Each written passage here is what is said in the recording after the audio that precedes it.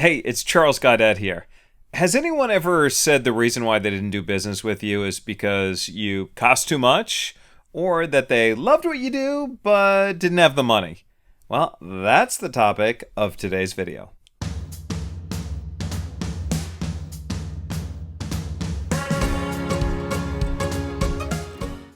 So let me start by telling you a story. Many years ago, I went to the Appalachian region in Kentucky.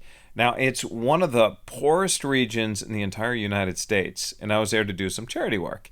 Now, shortly after I got settled in, we ran a charity event where we invited all the kids in the community to come over for some food and games, etc. But nobody actually prepared me for what I'd see.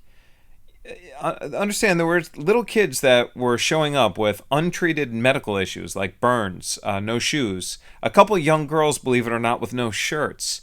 And I couldn't believe it. So myself and the other volunteers were going through our suitcases to hand out clothing to these kids and so forth. But here's the problem.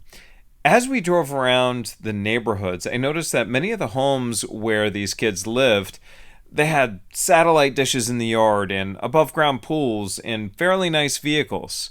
It just got me so mad. So I went up to the organizer and I told him what I saw. And I asked him what the hell was going on. And he said, I'll never forget this. He said, Charlie, people always have money for the things that are important to them. And that's what stood out to me. And it still stands out to me. If someone tells you that they can't afford your services, that you cost too much, or they simply don't have the money, what they're really trying to tell you is that they don't see the value in what it is that you're offering.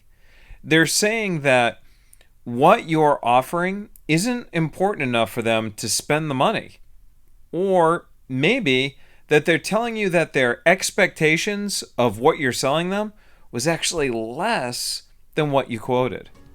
So we can handle this situation in a couple of different ways. We can do this by saying something like, hey, Heather, sometimes when people tell me that price is the issue, what they're really telling me is that there's some other objection that's really holding them back. Now, I don't suppose that's the situation with you, is it? Or you could ask them, hey, Heather, if money wasn't an issue, would you move forward? And if they say yes, then you could offer them a payment plan. Or maybe saying something like, is there a budget range that you're shooting for? And if they say yes, you could say, could you give me a ballpark range? This is just one of the ways, and that's what we're doing. We're just trying to uncover whether or not money is a real issue. If they say no, then it's a good time to discover what's really, really holding them back. Remember, price is never the issue.